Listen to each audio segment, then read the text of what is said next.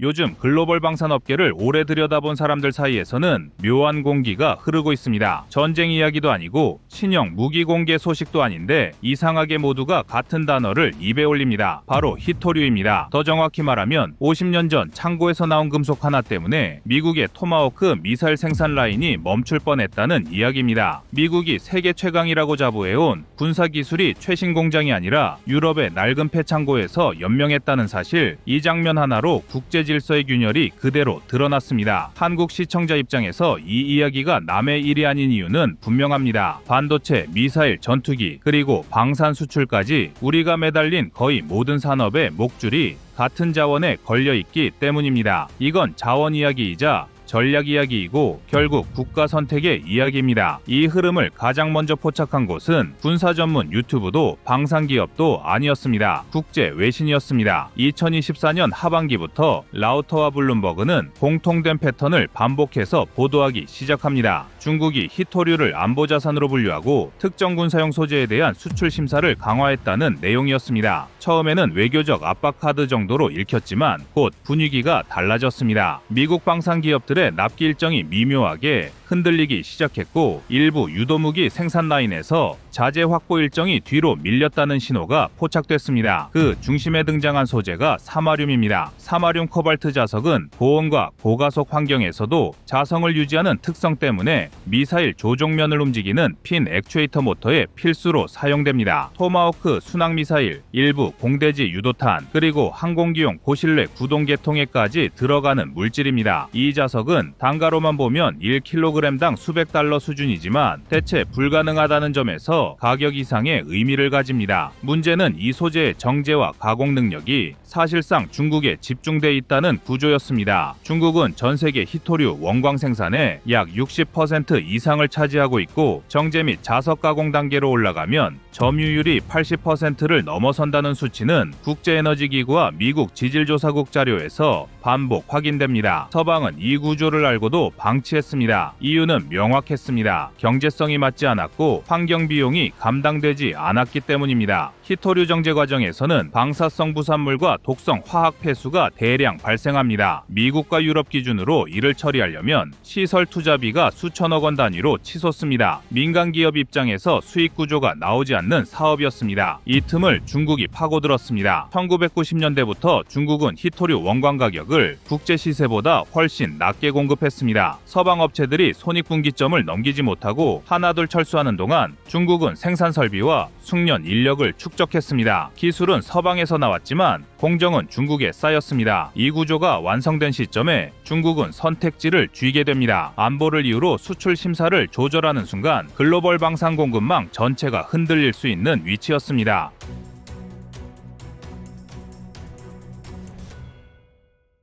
실제 변화는 숫자로 드러났습니다. 2024년 말 일부 미국 방산업체의 유도무기 생산 일정이 분기 단위로 재조정됐고 재고관리 지표가 평소 대비 20에서 30% 낮아졌다는 분석이 나왔습니다. 이 상황에서 국제방산 업계에 충격을 준 소식이 전해집니다. 프랑스의 한 폐공장 창고에서 1970년대에 생산된 사마륨 재고 약 200톤이 발견됐다는 내용이었습니다. 르몬드와 디펜스 뉴스는 이 물량이 특정 미사일 계열 기준으로 약 1 년치 생산을 버틸 수 있는 수준이라고 평가했습니다. 이 장면이 상징적인 이유는 분명합니다. 세계 최강 군사력을 유지하는 국가가 최신 기술이 아니라 과거의 유산의 기대 위기를 넘겼다는 점입니다. 더 아이러니한 건 사마륨 코발트 자석 기술의 출발점이 1960년대 미국 공군 연구소였다는 사실입니다. 기술의 뿌리는 미국이었지만 산업은 남지 않았습니다. 환경 규제와 비용 문제를 이유로 하나씩 포기한 선택이 수십 년 뒤 안보 리스크로 되돌아온 셈입니다. 이 지점에서 한국 시청자들이 주목해야 할 포인트가 드러납니다. 한국 역시 반도체, 미사일, 전기차, 레이더, 전투기까지 히토류 의존도가 높은 산업 구조를 갖고 있습니다. 그러나 동시에 한국은 다른 길을 일부 선택해왔습니다. 히토류 사용량을 줄이는 설계, 대체 소재 적용, 국산화율을 높이는 방향으로 연구가 축적돼 왔습니다. 일부 유도무기 구동 계통에서는 히토류 사용량을 기존 대비 30% 이상 줄이는 설계가 실험 단계에서 검증됐고 레이더용 전력 구동 모듈에서도 대체 자석 조합 연구가 진행 중인 것으로 알려져 있습니다. 서방이 비용과 환경을 이유로 산업을 통째로 내려놓았을 때 한국은 완전히 포기하지 않았습니다. 규모는 작았지만 끈질기게 이어졌습니다. 이 차이가 지금 국제 정세에서 의미를 갖기 시작합니다. 미국은 자급화를 선언했지만 실제 공급망 복원까지는 최소 수년이 걸릴 전망입니다. 정제 시설을 짓는 데만 수천억 원, 인력 재량성에 또 시간이 필요합니다. 반면 이미 생산 경험과 공정 데이터를 쌓아온 국가들은 선택지가 넓습니다. 10년 전 창고에서 나온 금속이 토마호크를 살려냈다는 이야기는 해프닝처럼 보일 수 있습니다. 그러나 이 사건은 선진국들이 경제성과 환경만을 기준으로 내린 선택이 어떤 안보적 비용으로 돌아오는지를 적나라하게 보여줍니다. 그리고 이 구조의 균열은 아직 끝나지 않았습니다. 이제부터는 누가 기술을 가졌느냐가 아니라 누가 끝까지 산업을 붙잡고 있었느냐가 힘이 되는 국면으로 넘어가고 있습니다. 프랑스 창고에서 발견된 사마륨 재고가 국제사회에 던진 충격은 단순한 공급 차질 문제가 아니었습니다. 그 이후 미국 내부에서 실제로 벌어진 움직임을 보면 사태의 무게가 어디까지 내려앉았는지 분명하게 드러납니다. 월스트리트 저널은 미국 방부가 히토류와 고성능 자석을 전통적인 원자재가 아닌 전략물자로 분류하는 내부 지침 개정 작업에 착수했다고 보도했습니다. 이는 석유 비축처럼 군수용 핵심 소재를 국가 차원에서 관리하겠다는 의미로 읽힙니다. 민간 시장 논리에서 완전히 이탈했다는 신호입니다. 미국 방산업계가 가장 크게 흔들린 지점은 가격이 아니라 시간입니다. 사마륨 코발트 자석은 단가를 올리면 해결되는 문제가 아닙니다. 신규 정제 설비를 짓는데 최소 3에서 5년 자석 성형과 열 처리 공정을 안정화하는데 추가로 수년이 필요하다는 평가가 지배적입니다. 실제로 미국 내에서 논의 중인 히토류 정제 복원 프로젝트는 초기 투자비만 약 2조 원 이상으로 추산되고 있으며 상업적 양산 단계까지는 2030년 전후가 현실적인 시점으로 거론됩니다. 이 공백을 메우기 위해 미국이 선택한 수단이 동맹국 분산 조달과 기존 재고 총동원이었습니다. 여기서 한국의 이름이 자연스럽게 거론됩니다. 이유는 단순하지 않습니다. 한국은 히토류를 많이 보유한 나라가 아닙니다. 그럼에도 방산 분야에서 상대적으로 충격이 적은 이유는 설계 단계에서부터 히토류 의존도를 관리해왔기 때문입니다. 국내 유도무기 개발 과정에서 보온 환경이 요구되는 부품에는 사마륨 계열을 쓰되 사용량 자체를 최소화하는 방향으로 구동 구조를 단순화해 왔습니다. 일부 미사일용 액추에이터에서는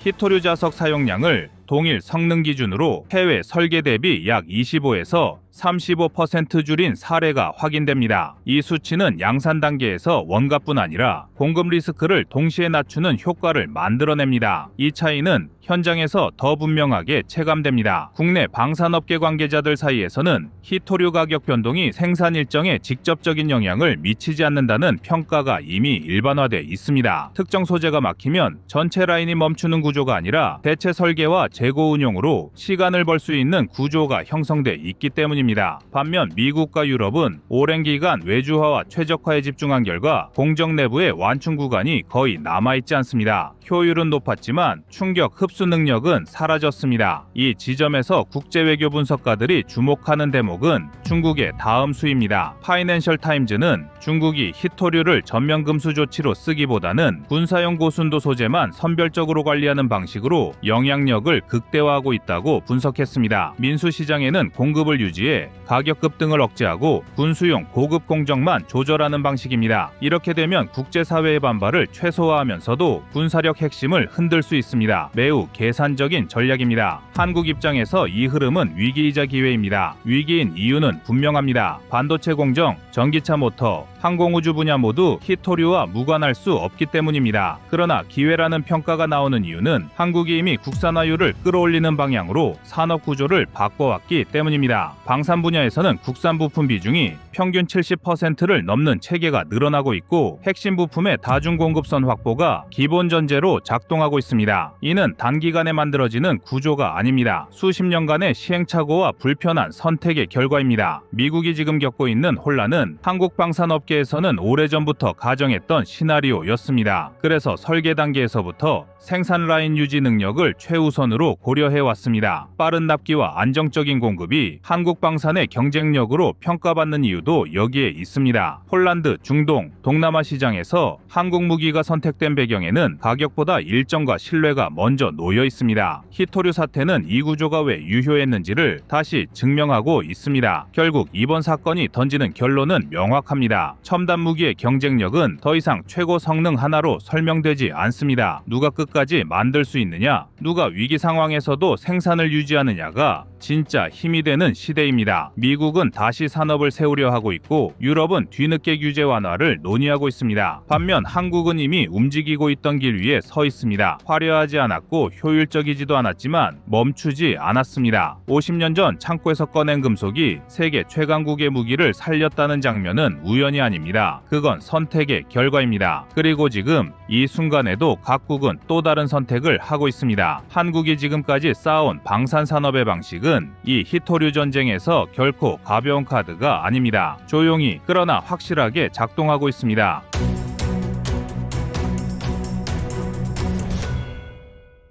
다음은 25년 12월 8일 한국 SAR 반도체 독자 개발한다입니다. 한국 방위산업 내부에서는 이번 SAR 반도체 국산화 착수가 단순한 부품 개발이 아니라 레이더 기술 전체의 판을 뒤집는 사건으로 받아들여지고 있습니다. 그 배경에는 한국이 지난 10년 동안 쌓아온 레이더 국산화 경험과 실패까지 포함된 개발 비화가 얽혀있기 때문입니다. A사 레이더의 TR 모듈을 국산화하는 과정에서 한국 엔지니어들은 위상 배열 소자 하나가 불량이면 전체 출력이 20% 이상 줄어드는 문제를 직접 겪었습니다. 당시 해외 업체는 불량 소자의 원인을 정확히 공개하지 않았고 한국은 그 원인을 역공학으로 찾아내는 데만 2년을 소모했습니다. 그 경험이 지금 SAR 반도체 개발의 기초가 됐습니다. SAR 반도체의 국산화가 왜 이렇게 중요한지는 해외 매체가 먼저 데이터로 제시했습니다. SAR 기반 지상 영상 레이더는 맑은 날뿐 아니라 비, 안개, 황사, 설빙 조건에서도 30cm급 해상도를 유지하며 특정 표적을 영상화할 수 있습니다.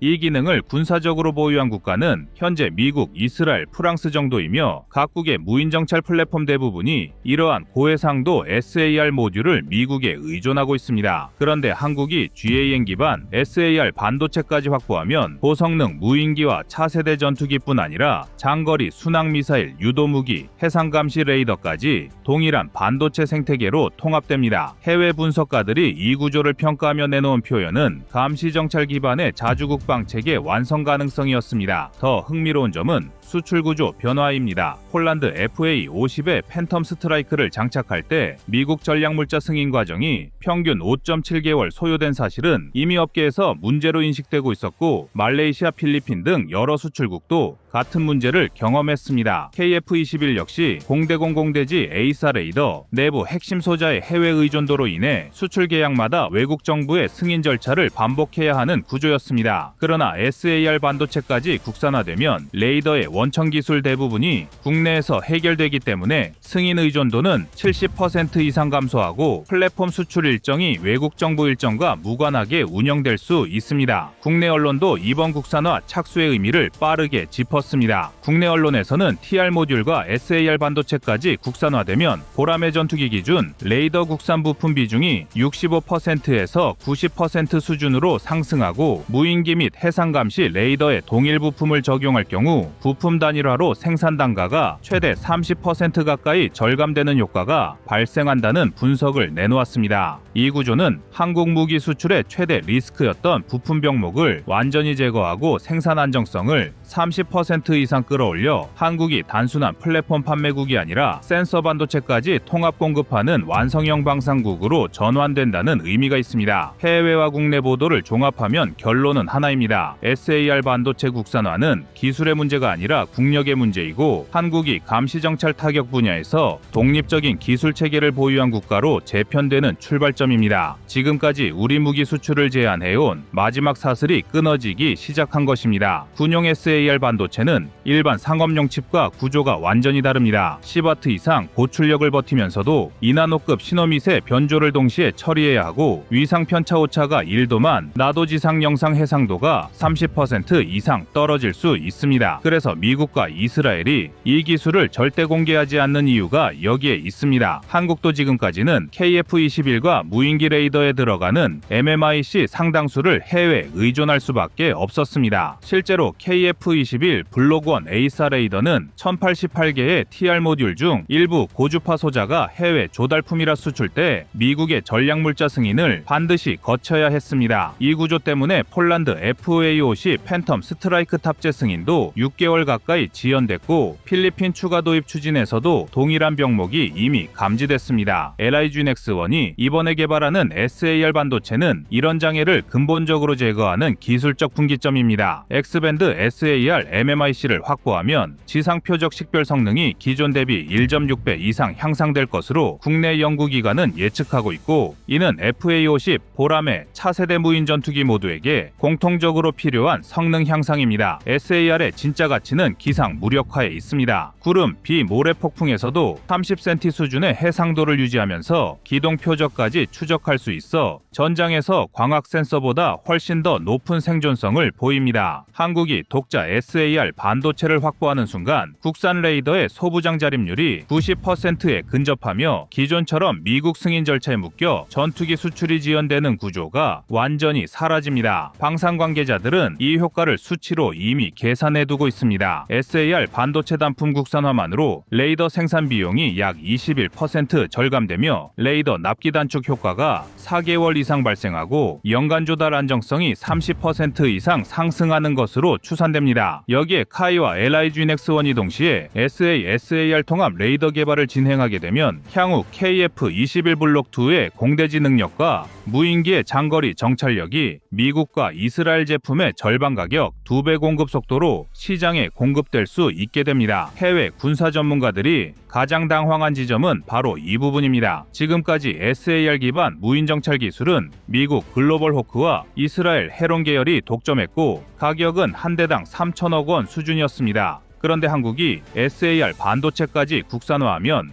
국산 무인기가 가격 800억 원이에서 동일한 정찰 성능을 확보할 가능성이 생깁니다. 유럽 매체가 한국을 경계하는 이유도 여기에 있습니다. 유럽은 아직도 고출력 GAN 기반 SAR 반도체를 대량 생산할 능력을 갖추지 못해 독일과 프랑스조차 이스라엘 부품을 사용하고 있습니다. 그런데 한국은 레이더, TR 모듈, 반도체, 소재 웨이퍼까지 하나의 국가 내부에서 동시에 기술 축적이 가능합니다. 이 구조는 미국과 이스라엘을 제외하면 전 세계에서 한국밖에 없습니다.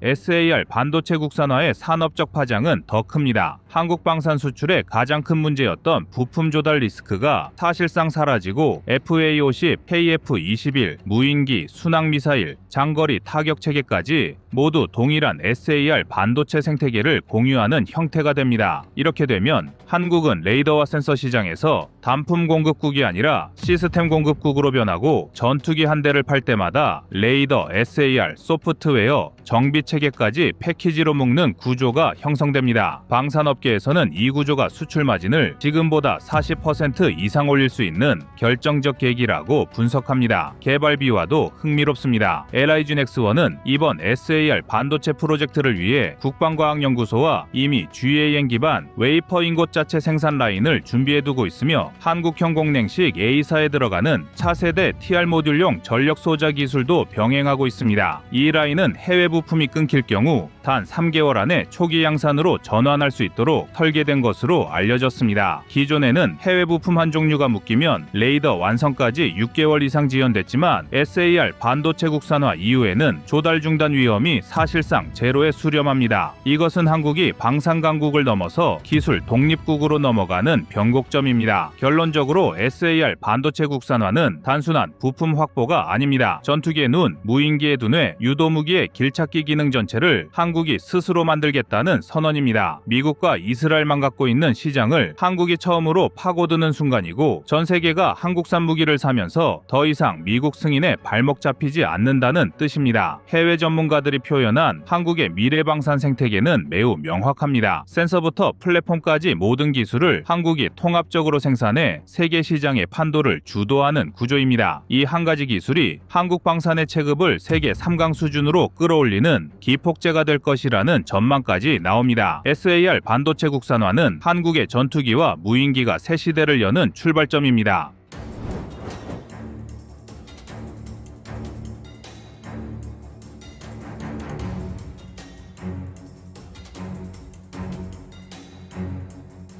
전 세계가 중국의 자원 무기화라는 거대한 공포 앞에서 숨죽이고 있던 그 순간 대한민국은 아무도 예상하지 못한 곳에서 가장 강력한 방역의 서막을 올렸습니다. 우리는 지금 단순히 바다 밑에서 돌덩어리 몇 개를 주워 올린 이야기를 하려는 것이 아니라 이것은 총성 없는 전쟁입니다. 바로 21세기 산업의 생명줄을 쥐고 흔드는 글로벌 자원 전쟁에서 한국이 적의 심장부를 겨눌 수 있는 비수를 꽂았다는 사실을 의미하기 때문입니다. 중국이 전 세계 히토류 생산의 90%를 틀어쥐고 자원이 곧 권력이라며 미국과 유럽을 압박할 때 대한민국 지질자원연구원과 물리탐사선 탐의 3호는 조용히 그러나 치명적으로 서태평양 공해상으로 나아갔고 그 결과는 실로 경이로운 수준이었습니다. 수심 5,000m가 넘는 심해, 그 누구도 확신할 수 없었던 그 깊은 어둠 속에서 한국 탐사팀은 마치 정밀유도 미사일처럼 정확하게 히토류가 매장된 혈을 짚어냈고 이는 단순히 운이 좋아 얻어 걸린 결과가 아니라 철저하게 계산된 과학 기술의 승리이자 대한민국의 해양 영토를 실질적으로 확장하는 역사적인 순간으로 기록될 것입니다. 지금부터 제가 들려드릴 이야기는 단순한 뉴스 브리핑이 아니라 이 발견이 왜 세계 방산 시장과 반도체 업계의 판도를 뒤집을 게임 체인저인지, 그리고 왜 외신들이 이토록 한국의 행보에 긴장하고 있는지에 대한 냉철한 분석 보고서입니다. 해외 외신들과 국제정세 전문가들은 이번 한국의 성과를 두고 놀라움과 동시에 경계심을 감추지 못하고 있습니다. 특히 미국의 블룸버그 통신과 같은 유력 경제지들은 최근 몇 년간 중국의 히토류 수출 통제가 글로벌 공급망, 특히 전기차와 첨단 미사일 유도 시스템에 치명적인 타격을 줄 수 있다고 끊임없이 경고해 왔습니다. 실제로 파이낸셜 타임스는 중국 상무부가 히토류 추출 및 분리기술 수출을 금지했을 때 서방 세계가 중국에 의존돼서 벗어나려면 최소 10년 이상의 시간과 천문학적인 비용이 들 것이라고 비관적인 전망을 내놓기도 했으나 이번 한국의 발견은 그 10년이라는 시간을 단숨에 단축시킬 수 있는 결정적인 트리거가 되었습니다. 로이터 통신이 분석한 데이터에 따르면 현재 국제시장에서 거래되는 네오듐륨이나 디스프로슘 같은 핵심 히토류의 가격은 톤당 수천만 원에서 수억 원을 호가하며 전쟁이나 외교적 분쟁 시 그 가격은 부르는 게 값이 될 정도로 등하는 경향이 있습니다. 하지만 이번에 한국이 발견한 이 광고의 가치는 단순한 시장 가격을 넘어 국가안보 차원의 전략 자산으로 평가받고 있습니다. 외신들이 주목하는 지점은 바로 한국이 독자적인 탐사 기술로 공해상에서 자원을 확보했다는 점인데요. 이는 특정 국가의 영해에 갇혀 외교적 분쟁의 소지가 있는 자원이 아니라 국제해적기구의 규정해 인류 공동유산으로서 합법적인 독점 채굴권을 확보할 수 있는 길을 열었기 때문입니다. 미국의 안보 전문 매체인 디펜스 뉴스 역시 한국의 방산 수출 증가와 맞물려 한국이 무기 체계의 핵심 소재인 히토류까지 자체 조달할 능력을 갖추게 된다면 K방산의 가격 경쟁력과 납기 안정성은 타의 추종을 불허하게 될 것이라는 분석을 내놓으며 한국의 행보를 예의주시하고 있습니다. 이처럼 해외 전문가들은 이번 발견을 단순한 지질학적 성과가 아닌 글로벌 공급망 재편의 신호탄으로 받아들이고 있으며 한국이 미중 갈등 사이에서 독자적인 생존 공간을 확보한 탁월한 전략적 승리로 해석하고 있습니다.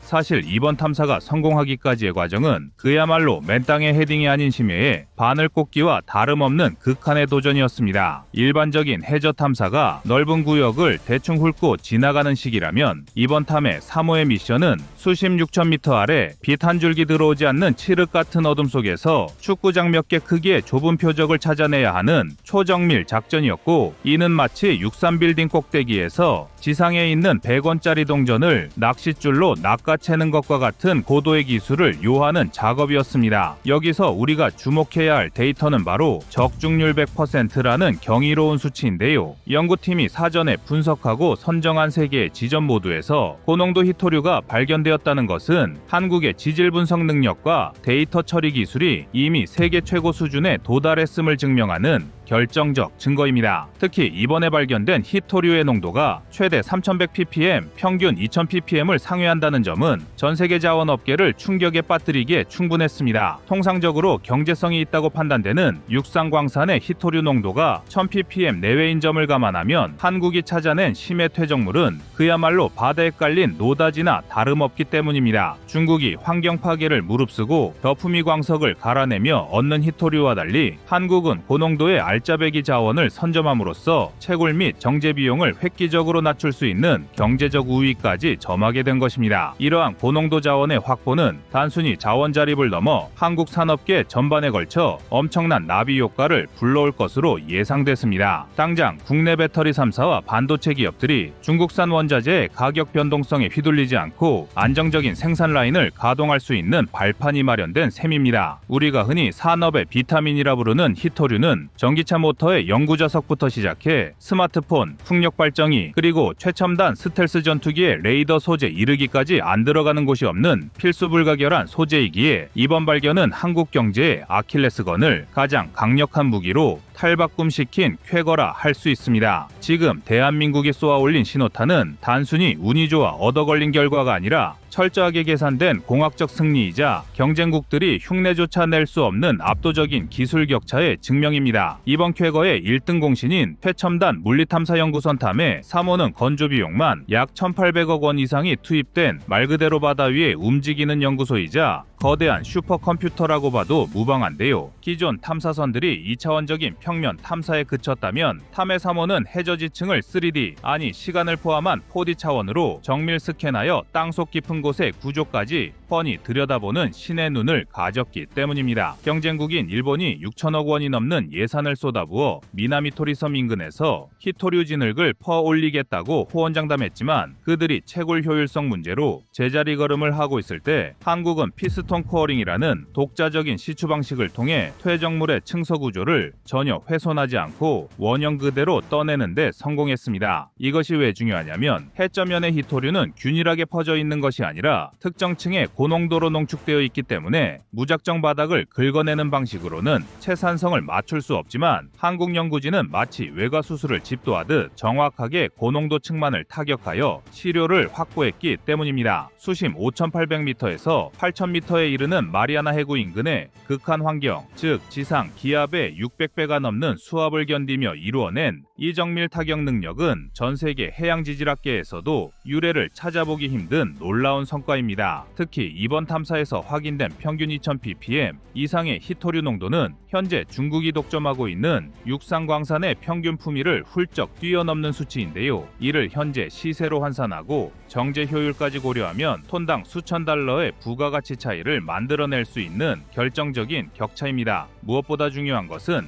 연구진이 사전에 지질학적 데이터를 바탕으로 여기에 있을 것이다라고 찍은 세 군데의 지점 모두에서 예외 없이 고농도 시료가 나왔다는 사실인데요. 이는 한국의 심해 자원 부존 예측 모델이 이미 완성 단계에 이르렀다는 것을 의미하며 앞으로 진행될 2차, 3차 탐사에서도 실패할 확률이 상당히 낮다는 것에 의미가 있습니다. 우리가 흔히 알고 있는 자원 강국 호주나 캐나다조차도 심해 탐사에서는 성공률이 10%를 넘기 힘든 것이 현실인데요. 그런데 한국은 첫 번째 시도에서 100% 명중이라는 기적적인 성적표를 받아든 것입니다. 그리고 여기서 중요한 점이 있습니다. 국제해적기구의 룰에 따르면 공해에서 먼저 깃발을 꽂고 데이터를 입증하는 나라가 그 해역의 주인이 되는 국제법이 있는데요. 한국은 이런 부분에서 가장 유리한 고지를 선점했다는 것입니다. 이 발견이 우리 피부에 와닿는 진짜 이유는 바로 한국 경제를 지탱하는 반도체와 전기차 배터리 그리고 방산 산업에 목줄을 쥐고 있던 공급망 리스크를 단번에 해소할 수 있는 열쇠가 되기 때문입니다. F-35 전투기 한 대에 들어가는 히토류의 양이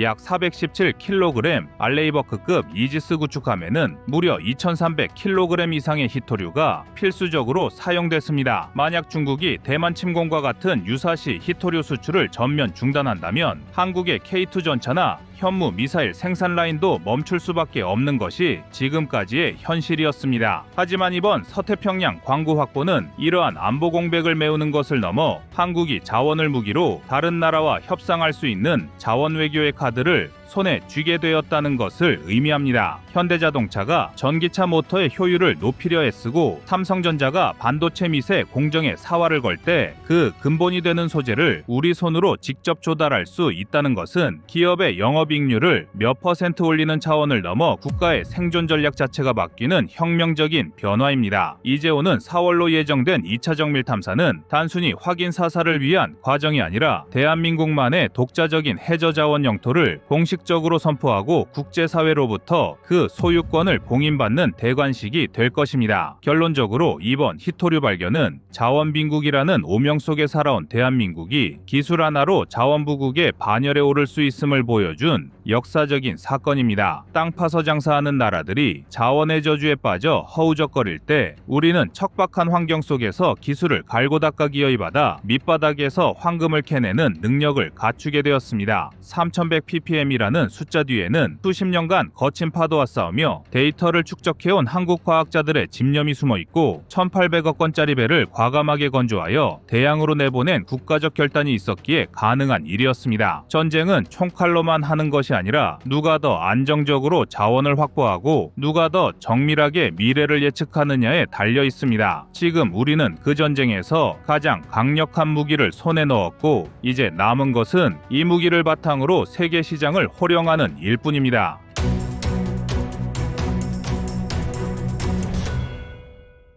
다음은 25년 12월 31일 세계 희토류 전쟁에 한국만 살아남아 영상입니다. 요즘 글로벌 방산업계를 오래 들여다본 사람들 사이에서는 묘한 공기가 흐르고 있습니다. 전쟁 이야기도 아니고 신형 무기 공개 소식도 아닌데 이상하게 모두가 같은 단어를 입에 올립니다. 바로 희토류입니다. 더 정확히 말하면 50년 전 창고에서 나온 금속 하나 때문에 미국의 토마호크 미사일 생산 라인이 멈출 뻔했다는 이야기입니다. 미국이 세계 최강이라고 자부해온 군사기술이 최신 공장이 아니라 유럽의 낡은 폐창고에서 연명했다는 사실, 이 장면 하나로 국제 질서의 균열이 그대로 드러났습니다. 한국 시청자 입장에서 이 이야기가 남의 일이 아닌 이유는 분명합니다. 반도체, 미사일, 전투기, 그리고 방산 수출까지 우리가 매달린 거의 모든 산업의 목줄이 같은 자원에 걸려있기 때문입니다. 이건 자원 이야기이자 전략 이야기이고 결국 국가 선택의 이야기입니다. 이 흐름을 가장 먼저 포착한 곳은 군사 전문 유튜브도 방산기업도 아니었습니다. 국제 외신이었습니다. 2024년 하반기부터 라우터와 블룸버그는 공통된 패턴을 반복해서 보도하기 시작합니다. 중국이 희토류를 안보자산으로 분류하고 특정 군사용 소재에 대한 수출 심사를 강화했다는 내용이었습니다. 처음에는 외교적 압박 카드 정도로 읽혔지만 곧 분위기가 달라졌습니다. 미국 방산기업들의 납기 일정이 미묘하게 흔들리기 시작했고 일부 유도무기 생산 라인에서 자재 확보 일정이 뒤로 밀렸다는 신호가 포착됐습니다. 그 중심에 등장한 소재가 사마륨입니다. 사마륨 코발트 자석은 고온과 고가속 환경에서도 자성을 유지하는 특성 때문에 미사일 조종면을 움직이는 핀 액추에이터 모터에 필수로 사용됩니다. 토마호크 순항 미사일, 일부 공대지 유도탄, 그리고 항공기용 고실내 구동 계통에까지 들어가는 물질입니다. 이 자석은 단가로만 보면 1kg당 수백 달러 수준이지만 대체 불가능하다는 점에서 가격 이상의 의미를 가집니다. 문제는 이 소재의 정제와 가공 능력이 사실상 중국에 집중돼 있다는 구조였습니다. 중국은 전 세계 희토류 원광 생산의 약 60% 이상을 차지하고 있고 정제 및 자석 가공 단계로 올라가면 점유율이 80%를 넘어선다는 수치는 국제에너지기구와 미국 지질조사국 자료에서 반복 확인됩니다. 서방은 이 구조를 알고도 방치했습니다. 이유는 명확했습니다. 경제성이 맞지 않았고 환경 비용이 감당되지 않았기 때문입니다. 희토류 정제 과정에서는 방사성 부산물과 독성 화학 폐수가 대량 발생합니다. 미국과 유럽 기준으로 이를 처리하려면 시설 투자비가 수천억 원 단위로 치솟습니다. 민간 기업 입장에서 수익 구조가 나오지 않는 사업이었습니다. 이 틈을 중국이 파고들었습니다. 1990년대부터 중국은 희토류 원광 가격을 국제 시세보다 훨씬 낮게 공급했습니다. 서방 업체들이 손익분기점을 넘기지 못하고 하나둘 철수하는 동안 중국은 생산 설비와 숙련 인력을 축적했습니다. 기술은 서방에서 나왔지만 공정은 중국에 쌓였습니다. 이 구조가 완성된 시점에 중국은 선택지를 쥐게 됩니다. 안보를 이유로 수출 심사를 조절하는 순간 글로벌 방산 공급망 전체가 흔들릴 수 있는 위치였습니다. 실제 변화는 숫자로 드러났습니다. 2024년 말 일부 미국 방산업체의 유도무기 생산 일정이 분기 단위로 재조정됐고 재고관리 지표가 평소 대비 20에서 30% 낮아졌다는 분석이 나왔습니다. 이 상황에서 국제방산 업계에 충격을 준 소식이 소식이 전해집니다. 프랑스의 한 폐공장 창고에서 1970년대에 생산된 사마륨 재고 약 200톤이 발견됐다는 내용이었습니다. 르몬드와 디펜스 뉴스는 이 물량이 특정 미사일 계열 기준으로 약 1 년치 생산을 버틸 수 있는 수준이라고 평가했습니다. 이 장면이 상징적인 이유는 분명합니다. 세계 최강 군사력을 유지하는 국가가 최신 기술이 아니라 과거의 유산의 기대 위기를 넘겼다는 점입니다. 더 아이러니한 건 사마륨 코발트 자석 기술의 출발점이 1960년대 미국 공군 연구소였다는 사실입니다. 기술의 뿌리는 미국이었지만 산업은 남지 않았습니다. 환경 규제와 비용 문제를 이유로 하나씩 포기한 선택이 수십 년 뒤 안보 리스크로 되돌아온 셈입니다. 이 지점에서 한국 시청자들이 주목해야 할 포인트가 드러납니다. 한국 역시 반도체, 미사일, 전기차, 레이더, 전투기까지 히토류 의존도가 높은 산업 구조를 갖고 있습니다. 그러나 동시에 한국은 다른 길을 일부 선택해왔습니다. 히토류 사용량을 줄이는 설계, 대체 소재 적용, 국산화율을 높이는 방향으로 연구가 축적돼 왔습니다. 일부 유도무기 구동 계통에서는 히토류 사용량을 기존 대비 30% 이상 줄이는 설계가 실험 단계에서 검증됐고, 레이더용 전력 구동 모듈에서도 대체 자석 조합 연구가 진행 중인 것으로 알려져 있습니다. 서방이 비용과 환경을 이유로 산업을 통째로 내려놓았을 때 한국은 완전히 포기하지 않았습니다. 규모는 작았지만 끈질기게 이어졌습니다. 이 차이가 지금 국제 정세에서 의미를 갖기 시작합니다. 미국은 자급화를 선언했지만 실제 공급망 복원까지는 최소 수년이 걸릴 전망입니다. 정제 시설을 짓는 데만 수천억 원, 인력 재량성에 또 시간이 필요합니다. 반면 이미 생산 경험과 공정 데이터를 쌓아온 국가들은 선택지가 넓습니다. 10년 전 창고에서 나온 금속이 토마호크를 살려냈다는 이야기는 해프닝처럼 보일 수 있습니다. 그러나 이 사건은 선진국들이 경제성과 환경만을 기준으로 내린 선택이 어떤 안보적 비용으로 돌아오는지를 적나라하게 보여줍니다. 그리고 이 구조의 균열은 아직 끝나지 않았습니다. 이제부터는 누가 기술을 가졌느냐가 아니라 누가 끝까지 산업을 붙잡고 있었느냐가 힘이 되는 국면으로 넘어가고 있습니다. 프랑스 창고에서 발견된 사마륨 재고가 국제사회에 던진 충격은 단순한 공급 차질 문제가 아니었습니다. 그 이후 미국 내부에서 실제로 벌어진 움직임을 보면 사태의 무게가 어디까지 내려앉았는지 분명하게 드러납니다. 월스트리트 저널은 미국 방부가 히토류와 고성능 자석을 전통적인 원자재가 아닌 전략물자로 분류하는 내부 지침 개정 작업에 착수했다고 보도했습니다. 이는 석유 비축처럼 군수용 핵심 소재를 국가 차원에서 관리하겠다는 의미로 읽힙니다. 민간 시장 논리에서 완전히 이탈했다는 신호입니다. 미국 방산업계가 가장 크게 흔들린 지점은 가격이 아니라 시간입니다. 사마륨 코발트 자석은 단가를 올리면 해결되는 문제가 아닙니다. 신규 정제 설비를 짓는데 최소 3에서 5년 자석 성형과 열처리 공정을 안정화하는데 추가로 수년이 필요하다는 평가가 지배적입니다. 실제로 미국 내에서 논의 중인 히토류 정제 복원 프로젝트는 초기 투자비만 약 2조 원 이상으로 추산되고 있으며 상업적 양산 단계까지는 2030년 전후가 현실적인 시점으로 거론됩니다. 이 공백을 메우기 위해 미국이 선택한 수단이 동맹국 분산 조달과 기존 재고 총동원이었습니다. 여기서 한국의 이름이 자연스럽게 거론됩니다. 이유는 단순하지 않습니다. 한국은 히토류를 많이 보유한 나라가 아닙니다. 그럼에도 방산 분야에서 상대적으로 충격이 적은 이유는 설계 단계에서부터 히토류 의존도를 관리해왔기 때문입니다. 국내 유도무기 개발 과정에서 보온 환경이 요구되는 부품에는 사마륨 계열을 쓰되 사용량 자체를 최소화하는 방향으로 구동 구조를 단순화해 왔습니다. 일부 미사일용 액추에이터에서는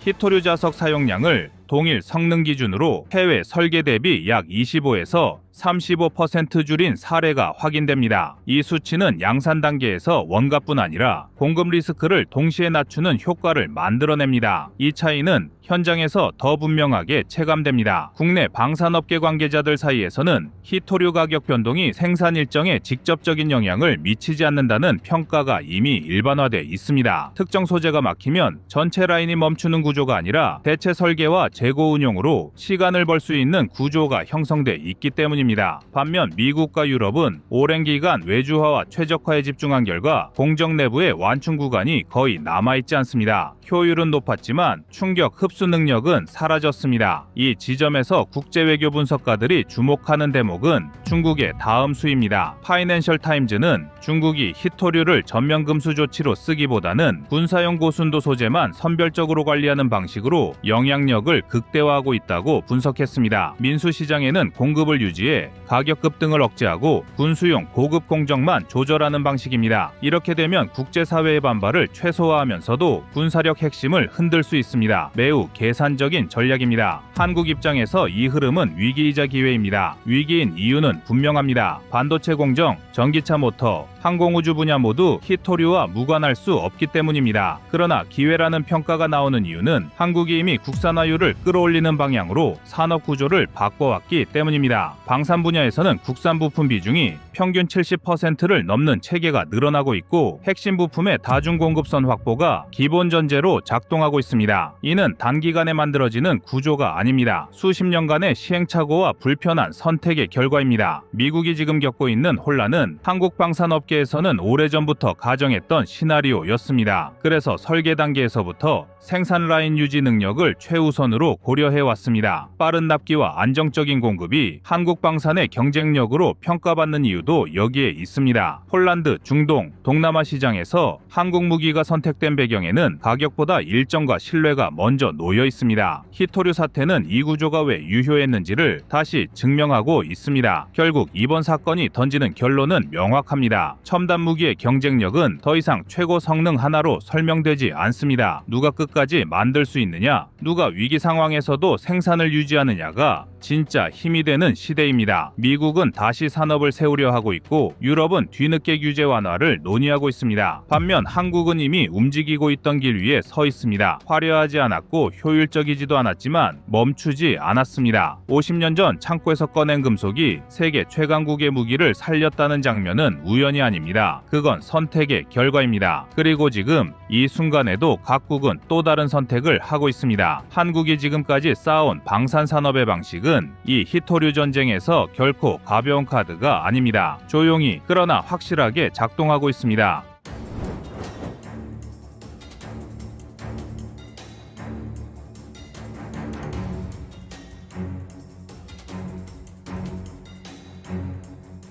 지금 유럽의 평화는 2차 대전 이후 가장 뜨거운 화염에 휩싸여 있습니다. 포탄이 빗발치는 우크라이나의 전선에서 서방의 군사 전문가들이 마주한 것은 단순한 러시아의 위협이 아니었습니다. 그들은 자신들이 지난 30년간 믿어왔던 유럽산 명품 무기의 신화가 산산조각 나는 소리를 들었습니다. 전쟁은 결국 돈과 물량의 싸움이며 화려한 스펙보다 중요한 것은 언제 얼마에 얼마나 많이 전선에 투입할 수 있느냐는 냉혹한 현실이었습니다. 이 절박한 순간 독일도 미국도 아닌 극동의 대한민국이 내놓은 해답은 전 세계 방산 시장의 판도를 송두리째 뒤흔들고 있습니다. 유럽의 유력 싱크탱크가 2024년 분석한 전 세계 자주포 가격 보고서는 그야말로 충격 그 자체였습니다. 서방 세계에서 한국의 K9 자주포와 경쟁할 수 있는 모델은 사실상 존재하지 않는다. 이 한 문장이 담고 있는 무게는 실로 엄청납니다. 단순히 성능이 좋다는 칭찬이 아닙니다. 이것은 유럽의 제조업이 붕괴하고 미국의 공급망이 멈춰선 사이 대한민국만이 유일하게 전쟁을 감당할 수 있는 산업 능력을 유지하고 있다는 항복 선언이나 다름 없습니다. 폴란드와 루마니아 그리고 나토의 최전선 국가들이 왜 독일의 명품 자주포를 제쳐두고 한국의 K9에 열광할 수밖에 없는지 그 이면에 숨겨진 자본과 산업의 비밀을 지금부터 적나라하게 파헤쳐 보겠습니다. 유럽의 군사 전문지들과 싱크탱크가 내놓은 최근 보고서를 뜯어보면 서방 방산 시장이 처한 딜레마가 얼마나 심각한지 알 수 있습니다. 보고서는 현재 전 세계에서 운영 중인 주요 자주포 9개 모델의 가격과 생산 효율성을 정밀 분석했는데 그 결과는 독일과 프랑스 등 전통적인 방산 강국들에게 참혹한 수준이었습니다. 데이터는 거짓말을 하지 않습니다. 특히 독일이 자랑하는 세계 최강의 자주포 PGH-2000의 현재 이상은 빛 좋은 개살구로 전락했습니다. 보고서에 따르면 독일의 PGH-2000은 대당 가격이 무려 290억 원으로 약 2200만 달러에 육박하는 것으로 나타났습니다. 물론 이 자주포가 보여주는 성능은 여전히 세계 정상급 최상급입니다. 하지만 전쟁은 1대1 결투가 아닙니다. 러시아가 구형 자주포를 수백 대씩 쏟아붓는 상황에서 대당 300억 원에 가까운 무기는 아무리 돈 많은 서유럽 국가라도 대량으로 운용하기 불가능한 사치품이 되어버렸습니다. 더 충격적인 것은 독일의 차세대 카드인 RCH-155 차륜형 자주포마저 200억 원에 달한다는 점입니다. 미래전장에 대비한다며 각종 첨단 센서를 덕지덕지 붙인 탓에 가격 경쟁력을 완전히 상실해버린 것입니다. 독일 경제지 한달스블라트의 분석처럼 러시아산 에너지 의존도가 높았던 독일의 제조업 기반이 무너지면서 생산 단가가 폭등했고, 이는 고스란히 무기 가격 상승으로 이어져 수출 경쟁력을 갉아먹는 악순환을 만들고 있습니다. 그럼 프랑스의 자존심 카이사르 자주포는 어떨까요? 대당 100억 원 수준으로 그나마 독일보다는 저렴해 보이지만 방호력이 전무한 차준형 트럭 기반이라는 점을 감안하면 결코 싼 가격이 아닙니다. 승무원이 포탄을 쏘기 위해 밖으로 나와야 하는 구형 시스템은 드론이 날아다니는 현대전장에서 생존성을 보장하지 못합니다. 반면 미국의 M109 팔라딘은 기본 설계가 50년이 넘어 현대화 개량의 한계가 명확하고 새로 생산하자니 라인을 다시 까는 비용이 천문학적으로 들어갑니다. 결국 서방 세계는 너무 비싸거나 혹은 너무 낡은 선택지밖에 남지 않은 진퇴양난에 빠진 셈입니다. 이 혼란스러운 시장 한복판에 떨어진 대한민국 K9 자주포의 데이터는 비현실적일 정도로 압도적입니다. 보고서는 K9의 대당 생산 단가를 약 50억 원에서 60억 원 수준으로 평가했습니다. 물론 수출 시에는 후속 군수 지원과 기술 이전 비용이 포함되어 대당 100억 원 이상으로 책정되지만 순수 하드웨어 생산 비용만 놓고 봤을 때 독일제 자주포 한 대를 만들 돈으로 K9 자주포 5에서 6대를 뽑아낼 수 있다는 계산이 나옵니다. 이것은 단순한 가성비의 문제가 아닙니다. 동일한 예산으로 한 개 포대를 구성하느냐 한 개 대대를 구성하느냐의 전략적 차이를 만들어내는 결정적인 변수입니다. 미국의 군사 전문 매체 브레이킹 디펜스는 이러한 현상을 두고 한국은 서방 표준인 155mm 규격을 충족하면서도 규모의 경제를 통해 가격을 통제할 수 있는 유일한 국가라고 평가했습니다. 러시아와 중국이 저가 물량 공세를 펼치고 있는 상황에서 자유진영이 선택할 수 있는 현실적인 대안은 지구상에 딱 하나 K9밖에 없다는 결론에 도달합니다.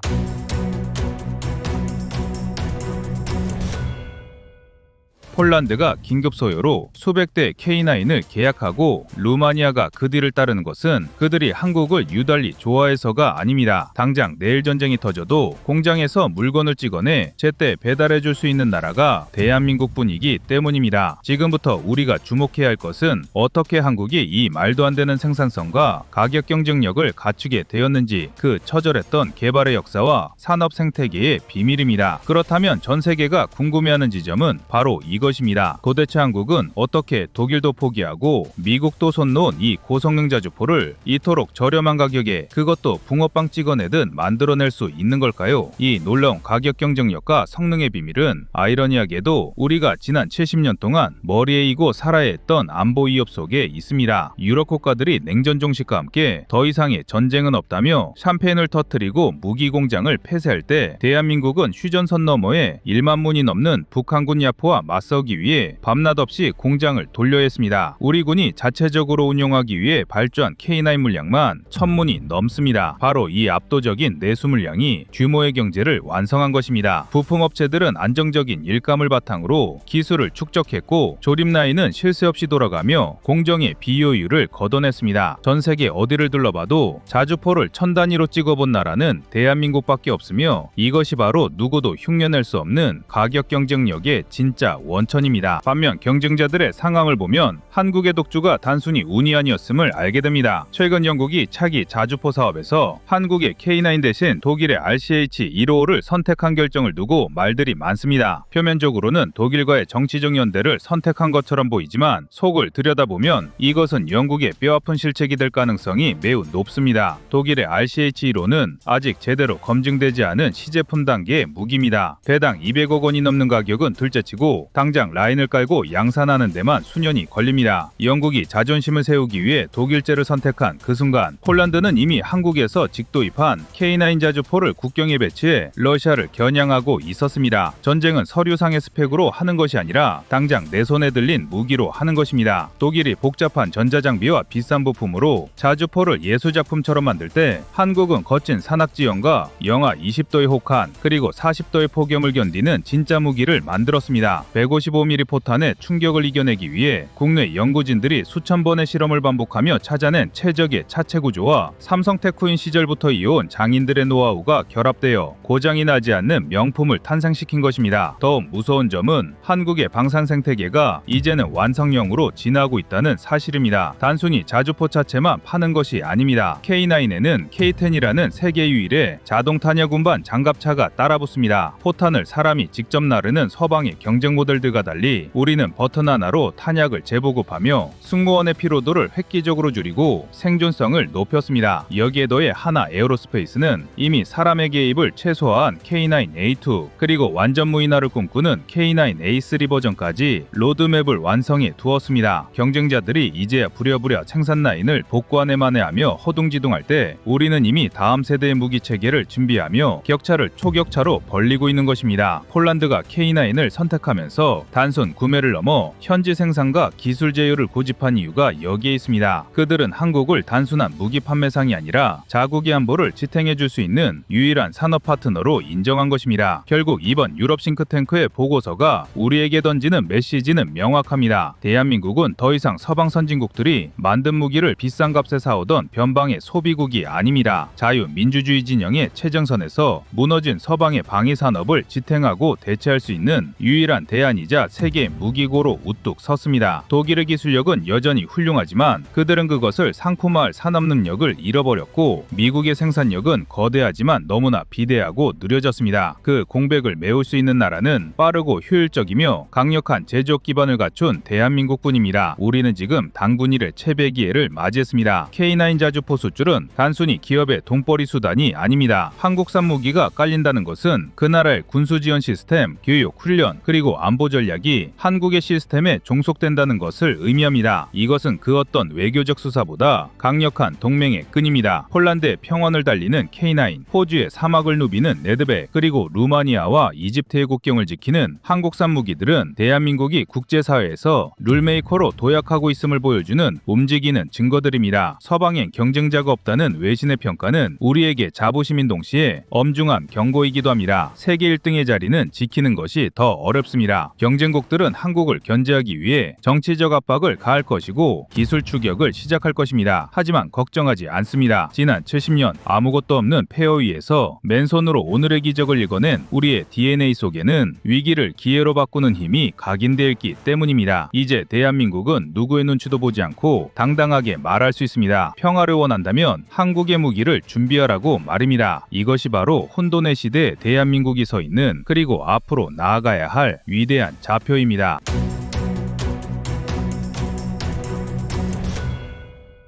다음은 26년 1월 20일 이집트 최전선에 K9 배치된 의미 영상입니다. 지금 이 순간 전 세계에 이목이 쏠리고 있는 2026년 1월의 중동 정세는 겉으로 보기에는 이스라엘과 하마스의 끝나지 않은 전쟁처럼 보이지만 그 이면을 한꺼풀만 벗겨내보면 시나이 반도라는 거대한 체스판 위에서 벌어지고 있는 대한민국 방산과 국제 역학 관계에 소름 돋는 지각 변동을 목격할 수 있습니다. 현재 이집트군이 시나이 반도 최전방 국경지대에 한국산 K9 자주포 포대를 전진 배치했다는 소식은 단순히 한국의 K9 자주포를 국경에 세워뒀다는 1차원적인 군사 행동이 결코 아닙니다. 이는 1979년 이집트와 이스라엘 간의 평화협정 이후 수십 년간 이어져 온 중동의 군사적 균형을 한국의 기술력으로 재편하겠다는 이집트 군부의 서늘한 선전포고나 다름없기 때문입니다. 많은 분들이 의아해하실 부분이 바로 왜 하필 세계 최강이라는 미국의 M109A7, 팔라딘도 아니고 러시아의 저렴한 야포도 아닌 대한민국의 K9 자주포가 이집트의 가장 민감한 국경인 시나이 반도를 지키고 있느냐는 점일 텐데 여기에는 일반적인 뉴스에서는 절대 다루지 않는 방산업계의 은밀하고도 냉혹한 진실이 숨겨져 있습니다. 군사 전문가들과 외교가 사이에서 공공연한 비밀로 통하는 이스라엘의 질적 군사 우위 정책으로 인해 미국은 이집트를 포함한 주변 아랍국의 무기를 판매할 때 성능을 의도적으로 다운그레이드하거나 핵심 사격 통제 장비의 접근 코드를 막아놓는 경우가 허다했습니다. 즉 이집트는 막대한 달러를 지불하고 미국산 무기를 사오더라도 이스라엘과의 분쟁 상황에서는 미국의 허락 없이는 제 성능을 낼 수 없는 소위 이빨 빠진 호랑이 신세나 다름없었습니다. 없었다는 이야기입니다. 하지만 안보 위기가 닥칠 때마다 남의 나라 눈치를 봐야 하는 이 치욕적인 상황을 타개하기 위해 이집트가 선택한 파트너는 바로 대한민국이었고, 한국은 경쟁국들이 상상조차 할 수 없었던 기술 이전과 현지 생산이라는 파격적인 카드를 제시하며 이집트에게 무기가 아닌 자주 국방의 주권을 선물했습니다. 이것이 의미하는 바는 실로 엄청난데, 지금 시나이 반도에 배치된 K9 자주포는 이집트가 원한다면 언제든 누구의 통제도 받지 않고 이스라엘 영토 깊숙한 곳까지 독자적인 타격 계획을 수립하고 실행할 수 있는 통제불능의 전략 자산이 되었다는 뜻입니다. 미국 안보 전문지 내셔널 인터레스트의 브랜든 제인 와이거트 선임 에디터가 이번 배치를 두고 이스라엘에 대한 무언의 경고라고 분석한 것도 바로 이러한 맥락인데요. 지금 이스라엘 내부에서는 가자 지구 작전의 여파로 발생할 100만 명 이상의 팔레스타인 난민을 시나이 반도로 밀어내려는 움직임이 포착되고 있고, 이를 국가적 재앙으로 받아들이는 이집트는 만약 당신들이 난민을 우리 땅으로 밀어낸다면 우리는 K9의 포신을 열어 화력으로 대답하겠다는 물리적 거부 전략을 천명한 것입니다. 특히 주목해야 할 점은 이집트가 배치한 전력이 과거처럼 수동으로 조작하는 구형 포병이 아니라 한국이 독자 개발한 K9 자주포와 K10 탄약 운반차, 그리고 전장의 뇌 역할을 하는 K11 사격지휘 장갑차가 유기적으로 결합된 완전체라는 사실인데요. 이는 위성과 드론이 포착한 표적 정보를 실시간으로 공유받아 사람의 손을 거치지 않고도 분당 6발 이상의 포탄을 쏟아붓고 적이 대응하기도 전에 사라지는 치고 빠지기인 슈센스쿠 전술이 가능한 시스템이 사막 한복판에 구축되었다는 것을 의미합니다. 섭씨 50도가 넘는 살인적인 사막의 열기 속에서도 쌩쌩하게 돌아가는 K9의 엔진 소리는 과거 강대국의 원죄만 의존하던 이집트 군대가 한국의 기술력을 흡수하여 스스로의 힘으로 영토를 수호하는 강군으로 황골탈퇴했음을 알리는 신호탄이며, 이 거대한 변화의 시작점에 한국의 엔지니어들이 흘린 피와 땀이 서려 있다는 사실은 우리에게 뜨거운 전율을 선사합니다. 이집트의 이러한 과감한 행보는 한국산 무기 체계가 단순히 잘 만든 공산품 수준을 넘어 한국가의 운명을 결정짓고 복잡한 국제정세의 판도를 뒤흔드는 게임 체인저로서의 위상을 확고히 했음을 증명하는 역사적인 순간이라고 할 수 있습니다. 그렇다면 전 세계 방산 시장에서 네로라는 강대국들을 모두 제치고 이집트는 왜 하필 한국의 K9 자주포를 선택했을까? 라는 의문이 드실 텐데요. 여기에는 경쟁 입찰 당시 프랑스의 세자르 자주포나 중국의 PLG-52 그리고 러시아의 야포들이 줄줄이 나가떨어질 수밖에 없었던 극악의 사막의 환경 적응력이 숨겨져 있습니다. 이집트의 사막은 한낮 기온이 50도를 우습게 넘기고 지면의 복사열은 70대 육박하는 그야말로 기계들의 무덤과도 같은 곳이라서 일반적인 유럽 표준의 냉각 시스템을 갖춘 무기들은 엔진이 과열되어 멈춰서거나 유압 장치가 터져버리기 일쑤였고, 특히 미세한 모래먼지가 엔진 필터를 막아버리면 아무리 비싼 자주포라도 순식간에 고철 덩어리로 변해버리는 것이 다반사였습니다. 하지만 한국의 개발진들은 이집트 현지 테스트 당시 상식을 파괴하는 집요함을 보여주었는데요. 경쟁국 엔지니어들이 에어컨이 나오는 텐트 안에서 모니터만 보고 있을 때 우리 엔지니어들은 직접 자주포 안으로 들어가 사우나 같은 열기 속에서 엔진 부하 데이터를 실시간으로 체크하고 모래 폭풍이 불어닥치면 오히려 그 속으로 자주포를 몰고 들어가 극한의 내구성을 증명해 보이는 기행에 가까운 열정을 쏟아부었습니다. 그 결과 탄생한 것이 바로 이집트 맞춤형 모델인 K9 A1EGY인데요. 여기에는 엔진에 열을 식히기 위한 대용량 보조동력 장치가 추가되어 엔진을 끄고도 에어컨과 사격 통제 장치를 풀가동할 수 있는 획기적인 기능이 탑재되었고, 이는 매복 작전 시적의 열상 장비에 탐지되지 않고도 쾌적한 실내에서 사격 준비를 마칠 수 있다는 전술적 우위를 제공하여 이집트 장성들의 마음을 단숨에 사로잡았습니다. 여기서 우리가 주목해야 할 또 하나의 핵심은 바로 K10 탄약 운반 장갑차의 존재인데요. 많은 분들이 K9의 포신에만 집중하지만 실제 전장에서 승패를 가르는 것은 얼마나 오랫동안 화력을 유지할 수 있느냐는 지속 능력에 달려 있습니다. 이집트군이 과거에 운용하던 소련제나 미국제 구형 야포들은 병사들이 40kg이 넘는 포 포탄을 뙤약볕 아래서 직접 손으로 나르고 장전해야 했기 때문에 분당 발사 속도가 현저히 떨어지는 것은 물론이고 적의 대포병 레이더에 포착되었을 때 대응 사격을 받으면 무방비로 노출된 병사들이 희생될 수밖에 없는 치명적인 약점을 가지고 있었습니다. 하지만 K9의 단짝인 K10은 마치 트랜스포머처럼 자동으로 도킹하여 분당 12발의 속도로 탄약을 K9에 재보급해 주는데요. 이 모든 과정이 두꺼운 장갑판 내부에서 이루어지기 때문에 병사들은 시원한 에어컨 바람을 맞으며 버튼 하나로 전쟁을 수행할 수 있게 되었고, 이는 이스라엘군이 자랑하는 메르카바 전차 부대나 보병들이 국경을 넘어오더라도 쉼없이 쏟아지는 강철의 비를 뚫고 전진하는 것이 불가능에 가깝다는 것을 의미합니다. 또한 이번에 배치된 패키지에 포함된 K-11 사격 지휘 장갑차는 이집트 포병의 두뇌를 완전히 뜯어 고쳤다고 해도 과언이 아닙니다. 기존의 음성 무전이나 수기 신호 방식이 아니라 드론과 레이더가 수집한 표적 정보를 디지털 데이터로 변환해 각 포대에 실시간으로 뿌려주는 네트워크 중심전의 핵심 중추로서 이 시스템이 가동되면 이스라엘의 아이언돔조차도 동시에 쏟아지는 수백 발의 포탄을 모두 요격하는 것은 물리적으로 불가능해집니다. 무엇보다 이집트가 한국을 선택한 가장 결정적인 이유는 팩토리 200이라 불리는 현지 생산 공장의 설립인데요. 한국은 단순히 완성된 무기를 팔고 떠나는 것이 아니라 이집트 카이로 외곽의 축구장, 수십 개 크기의 거대한 생산 라인을 구축하고 자주포의 핵심 부품인 포신과 유압장치, 그리고 장갑재를 현지에서 직접 생산할 수 있도록 기술을 통째로 이식해 주었습니다. 이는 약 17억 달러, 우리 돈으로 2조 4천억 원 규모의 계약이 단순한 소비가 아니라 이집트 방위 산업의 뿌리를 내리는 투자가 되게끔 만들었으며, 이집트 입장에서는 자신들이 직접 만든 무기로 국토를 수호한다는 자부심과 함께 부품 조달을 위해 더 이상 외세의 눈치를 보지 않아도 되는 병참의 독립을 이루어낸 것입니다. 미국의 군사 전문 매체 브레이킹 디펜스는 이러한 현상을 두고 한국은 물고기를 주는 대신 낚시하는 법을 가르쳐주며 중동 시장의 판도를 바꾸고 있다라고 평가했는데요. 이는 기존의 서구 열강들이 무기 판매를 통해 영향력을 행사하려던 제국주의적 방식과는 완전히 다른 동반자적 접근으로 아랍권 국가들에게 신선한 충격을 주고 있습니다. 결국 시나이 반도에 배치된 K9 자주포는 단순한 쇳덩어리가 아니라 한국 엔지니어들의 땀방울이 만들어낸 기술적 완벽함과 자주 국방을 열망하는 이집트의 의지가 결합된 거대한 전략적 상징물이며, 이제 이집트군은 국경 너머의 움직임에 대해 말뿐인 규탄 성명이 아닌 155mm 포탄이라는 실질적인 힘으로 대화할 준비를 마친 것입니다. 결국 시나이 반도의 붉은 모래바람 속에 우뚝 선 K9 자주포의 포신은 평화가 굴종적인 침묵이 아니라 상대를 압도할 수 있는 힘의 균형 위에서만 비로소 지켜질 수 있다는 냉혹한 국제정치의 진리를 웅변하고 있습니다. 과거 강대국들이 던져주는 무기에 의존하며 국경의 운명조차 남의 손에 맡겨야 했던 이집트가 이제는 대한민국이 전수한 기술을 통해 스스로의 영토를 지키는 자주국방의 주체로 거듭난 이 장면은 우리 방산이 단순한 무기 수출을 넘어 한국과의 운명을 바꾸는 거대한 흐름을 만들어냈음을 증명합니다. 창원과 거제의 공장에서 밤을 지사으며 쇳가루를 마시던 우리 근로자들의 노력이 8,000km 떨어진 사막의 국경선을 긋는 기준이 되었다는 사실은 이제 대한민국이 더 이상 선진국을 뒤쫓는 추격자가 아니라 세계의 안보 지형을 설계하는 확고한 리더의 위치에 섰음을 의미하는 것입니다. 누군가는 전쟁을 걱정할 때 우리는 그 위기를 기회로 바꾸고, 누군가는 사막의 열기를 두려워할 때 우리는 그곳을 우리 기술의 전시장으로 만들어버린 이 통쾌한 역전극이야말로 2026년 대한민국이 전 세계에 던지는 가장 강력한 메시지이자 우리가 이 시대를 자랑스러워해야 할 분명한 이유일 것입니다.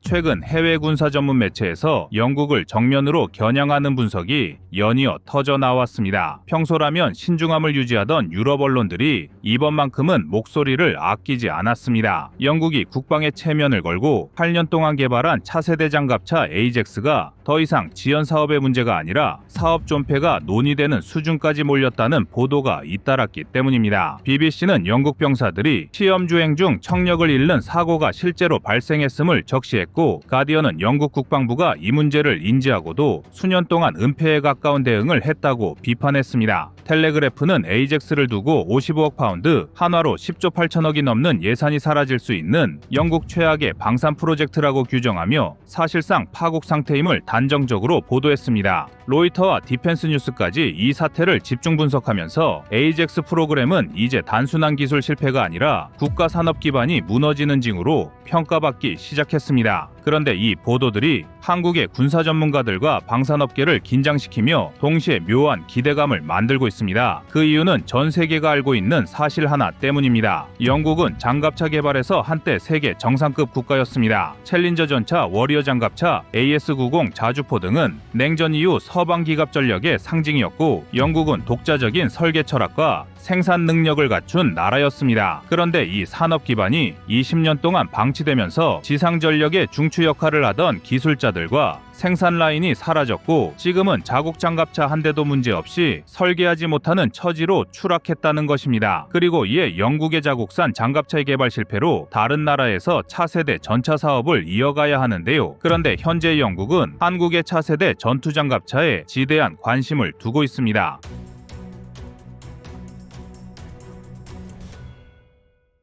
영국 에이젝스 사태가 세계 방산 시장을 충격에 빠뜨린 이유는 장갑차 한 대가 실패해서가 아니라 영국이 한때 세계 최강이라 자부했던 지상전력 산업이 구조적으로 무너졌다는 사실이 만천에 드러났기 때문입니다. 디펜스 뉴스 분석에 따르면 영국 지상전 개발 조직은 2000년 이후 핵심 기술자의 40% 이상이 빠져나가며 개발 능력을 잃었고, 전차, 장갑차, 자주포 생산 라인은 연속 생산이 불가능한 단계까지 후퇴했습니다.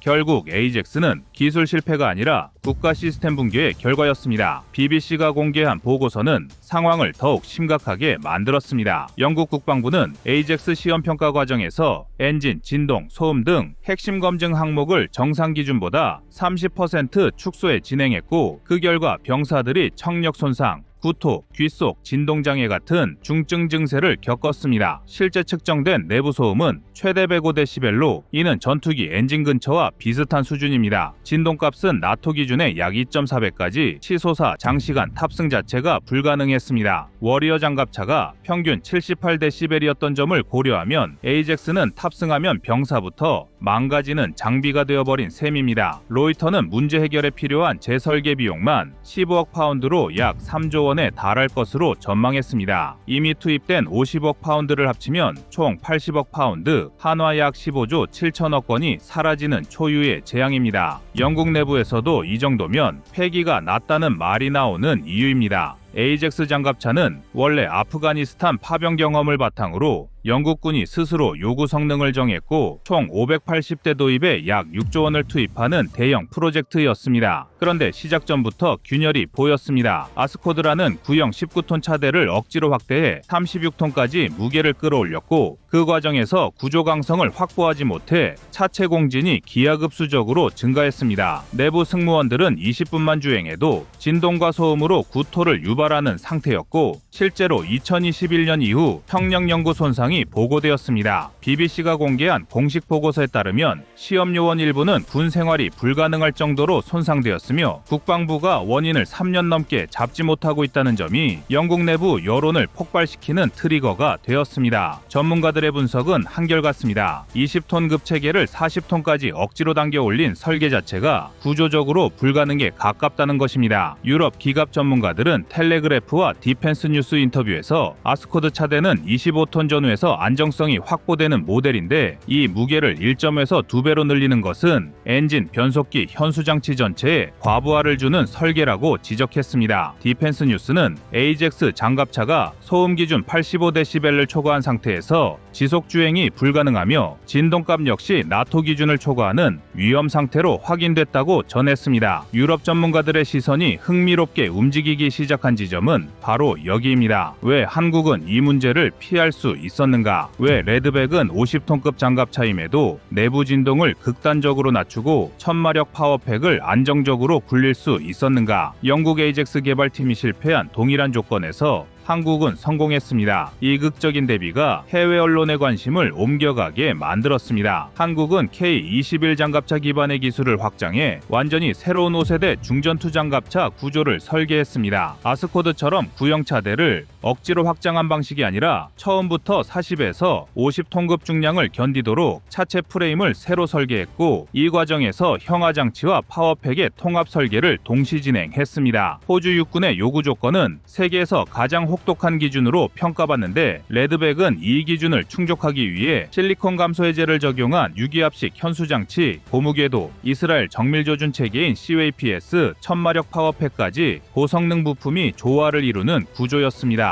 해외 매체들이 가장 주목한 것은 이 개발 속도였습니다. 2에서 3년 만에 요구 성능을 충족했고, 같은 기간 영국은 엔진과 변속기를 제대로 검증하지 못한 채 15년을 허비했습니다. 디펜스 뉴스는 레드백을 호주군이 최초 운용 평가에서 A급 평가를 준 몇 안 되는 장갑차라고 분석했고, 종합 점수는 링스와 대등한 수준이었지만 생산 속도와 확장성에서 레드백이 우위라고 보았습니다. 호주 프로젝트에서 최종적으로 레드백이 선택된 것은 단순한 성능 문제가 아니라 양산 능력과 기술 이전 범위까지 포함한 종합 경쟁력이었습니다. 바로 이 지점에서 해외 언론들은 영국군이 에이젝스 사업을 폐기할 경우 가장 앞줄에 서게 되는 후보가 레드백이라고 전망하기 시작했습니다. 가디언은 영국이 전력 공백을 최소화하려면 완제품을 빠르게 들여올 수 있는 국가가 필요하며, 독일의 링스는 기술 이전에서 보수적이기 때문에 영국의 요구 조건과 맞지 않는다고 분석했습니다. 반면 한국은 폴란드와 루마니아를 포함한 다국적 생산 체계를 이미 구축하고 있어 즉시 전력화가 가능하다는 점이 부각됐습니다. 이런 분석이 쏟아지면서 해외 군사 커뮤니티에서 다시 한번 회자된 표현은 한국의 총알 배송 방산 체계였습니다. K9 자주포, 천무, 레드백, 그리고 K2 전차까지 수년째 기록적인 글로벌 양산 속도를 유지하고 있다는 점이 영국군의 구멍 난 전력에 정확히 들어맞는다는 것입니다. 영국 에이젝스가 사업 폐기 가능성까지 공론화된 지금 영국이 앞으로 선택할 수 있는 길은 몇 개 남지 않았습니다. 하나는 사업을 포기하고 전력 재건을 외국산 장갑차로 전면 대체하는 것, 하나는 문제를 모두 인정하고 10년 이상 걸리는 완전 재설계를 선택하는 것입니다. 어느 쪽이든 영국은 이제 다시는 과거처럼 자국 단독 개발 체계를 유지하기 어렵다는 것이 해외 전문가들의 공통 의견입니다. 그리고 이 모든 분석이 향하는 결론은 한 가지였습니다. 영국이 다시 장갑차를 갖추려면 선택지가 점점 한국으로 좁혀지고 있다는 사실입니다. 이때 세계 전문가들이 집중적으로 비교한 대상이 한국의 레드백이었습니다. 같은 중량급 장갑차인데 왜 레드백만 안정적이고 에이젝스는 실패했는가? 바로 이 질문에서 한국 기술력의 진짜 가치가 드러났습니다. 레드백은 호주 육군 ROC 충족을 위해 처음부터 50톤급 구조로 설계됐습니다. 금속 궤도 대신 소음과 진동을 40% 줄이는 고무 궤도를 적용했고, 유기압식 현수 장치는 지형 충격을 60에서 70% 흡수합니다. 실제 평가에서 레드백 승무원 공간의 진동 레벨은 20톤급 장갑차와 유사한 값으로 기록됐습니다. 50톤 장갑차가 이 수치를 달성했다는 점에서 해외 전문가들은 세계 기계공학 교과서가 바뀌어야 한다고 평가했습니다. 파워팩 구조도 레드백의 강점입니다. 1000마력 엔진과 트랜스미션, 냉각 시스템을 통합 설계해 기존 K21보다 전력 손실률을 약 15% 줄였습니다. 텔레그래프는 레드백이 호주 사막 45도 환경에서 600km를 하루에 반복 주행했음에도 변속기 과열이 단 한 번도 없었다고 보도했습니다. 반면 에이젝스는 파워팩 통합 시험조차 끝내지 못한 채 양산을 강행해 문제를 키웠습니다. 세계 장갑차와 비교하면 레드백의 입지가 더 분명합니다. 링스 KF-41은 1140마력 엔진과 우수한 방호력을 갖췄지만 독일의 기술 이전 정책이 지나치게 보수적이라 해외 생산이 어렵습니다. 이스라엘 나메르는 63톤급 최강 방호력을 자랑하지만 기동력과 양산 속도는 레드백보다 낮습니다. 미국 브래들리는 34톤급이라 중량 자체가 다르고 확장성이 떨어집니다. 결국 영국이 선택할 수 있는 현실적 대안은 두 가지뿐입니다. 독일 링스를 제한 도입하거나 한국 레드백을 본격 도입해 영국 산업 기반을 재건하는 것입니다. 전문가들은 링스를 선택할 경우 생산 비용이 30에서 40% 증가하고 영국 내 고용 효과도 제한적이라 실효성이 낮다고 분석했습니다. 반면 레드백은 호주, 폴란드, 루마니아와 진행 중인 다국적 생산 체계를 영국에 그대로 이식할 수 있어 최소 30% 이상의 산업 회복 효과를 기대할 수 있습니다. 580대 규모였던 에이젝스 사업을 레드백으로 대체할 경우 약 12에서 15조 원 규모의 신규 프로젝트가 열리게 됩니다. 무엇보다 한국은 연간 K2 100대, K9 200대, 레드백 60에서 100대를 병행 생산하는 세계 최상위급 양산 능력을 이미 갖추고 있어 영국이 잃어버린 시간을 가장 빠르게 복구해 줄 수 있는 유일한 나라로 평가받고 있습니다. 지금 세계 전문가들이 내리는 결론은 단순합니다. 에이젝스는 영국 산업 붕괴의 결과이며 그 산업을 되살릴 수 있는 현실적 파트너는 한국뿐입니다. 레드백은 이제 단순한 장갑차가 아니라 무너진 강대국의 전력을 다시 일으킬 새로운 기준이 되고 있습니다.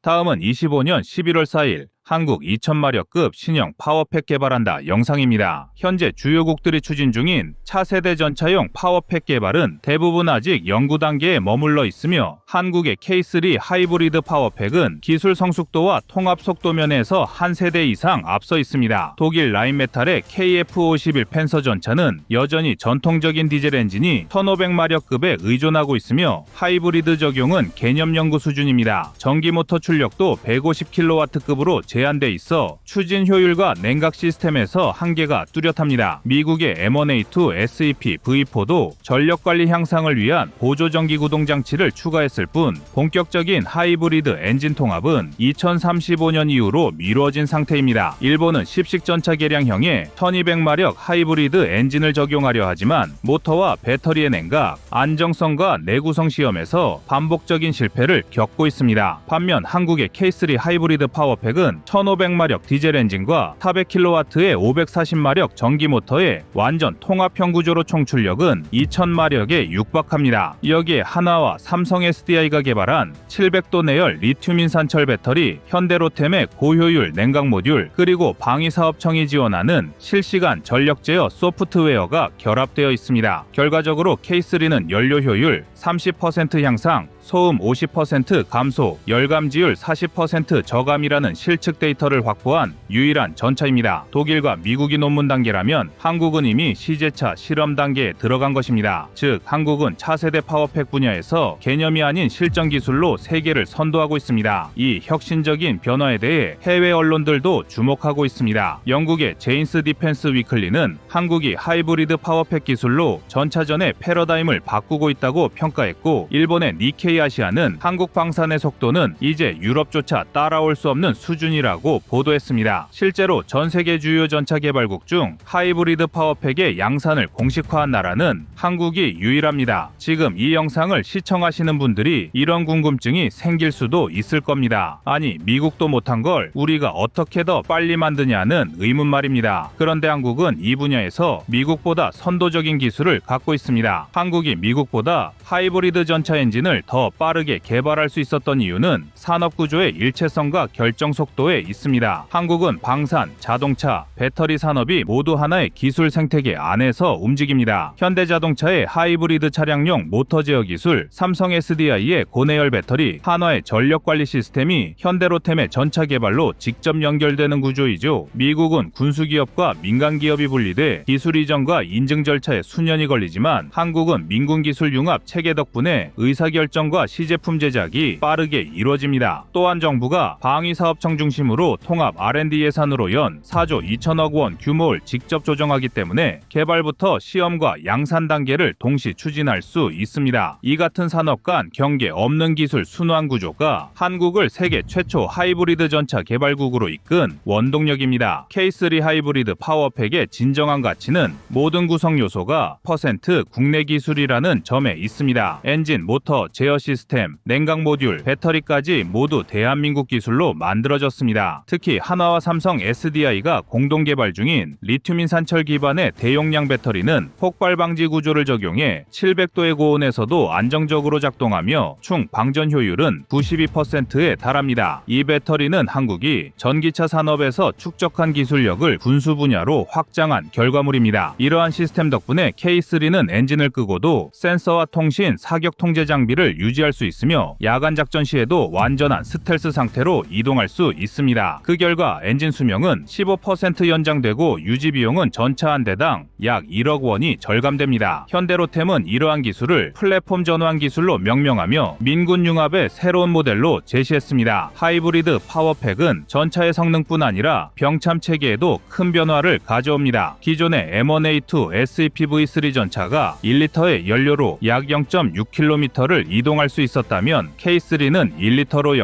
0.9km 이상을 주행할 수 있습니다. 600km 작전 시 약 5,000리터의 연료를 절약할 수 있으며 한 기갑대대 기준으로 연간 320만 리터의 연료 절감이 가능합니다. 이는 약 2억 원의 예산 절감으로 이어지며 작전 지속 시간과 병참 효율을 동시에 높입니다. 또한 엔진 공회전 시간을 연간 약 400시간 줄일 수 있어 정비 주기가 20% 단축되고 엔진 교체 주기는 15% 연장됩니다. 무엇보다 주목할 점은 한국의 속도입니다. K2 엔진 국산화에 착수한 2014년 이후 2022년 내구 시험 통과, 2023년 완전 국산화 선언, 그리고 2025년 K3 하이브리드 파워팩 공개까지 모든 과정이 불과 10년 만에 진행되었습니다. 서방권 국가들이 전차 개발에 평균 15년, 엔진 개발에만 10년 이상이 걸리는 점을 고려하면 한국의 기술 개발 속도는 세계 최정상급이라 할 수 있습니다. 이러한 성과는 정부, 기업, 연구기관의 긴밀한 협력 덕분이며 세계 어디에서도 보기 힘든 민군 협업의 대표적인 성공 사례로 평가됩니다. K3 하이브리드 전차의 개발은 단순한 기술 실험이 아니라 한국 방산 구조 전체를 바꿔놓는 산업적 변곡점으로 평가됩니다. 국방기술품질원에 따르면 하이브리드 파워팩과 관련된 부품, 소재, 제어 시스템 개발에 참여하는 기업 수는 현재 61곳에 달하며 이로 인한 국내 부품 국산화율은 96.4%를 기록했습니다. 이는 K2 전차 개발 당시 72%였던 국산화율보다 24%포인트 상승한 수치입니다. 또한 부품 단가 절감 효과는 연간 약 1,200억 원, 연료 절감 및 유지보수 비용 절감까지 포함하면 전체 전력 운용 비용 절감액은 연간 약 2,800억 원으로 추산됩니다. 또한 하이브리드 시스템이 적용된 전차의 정비 효율성 역시 획기적으로 향상됩니다. 기존 디젤 기반 전차의 평균 정비 주기는 2,000시간이었지만 하이브리드 전차의 평균 주기는 2,600시간 이상으로 늘어나 정비 주기당 평균 30%의 운용 효율 개선이 가능합니다. 또한 기동 소음과 열 배출량이 줄어든 덕분에 탐지 회피율이 기존 대비 38% 증가, 작전 생존율은 약 1.4배 상승하는 것으로 시뮬레이션 결과 분석되었습니다. 이 기술이 완전히 상용화되면 K3의 하이브리드 파워팩을 탑재한 수출형 모델은 대당 약 155억 원, 한 개 기가벼 단 단위 수출 시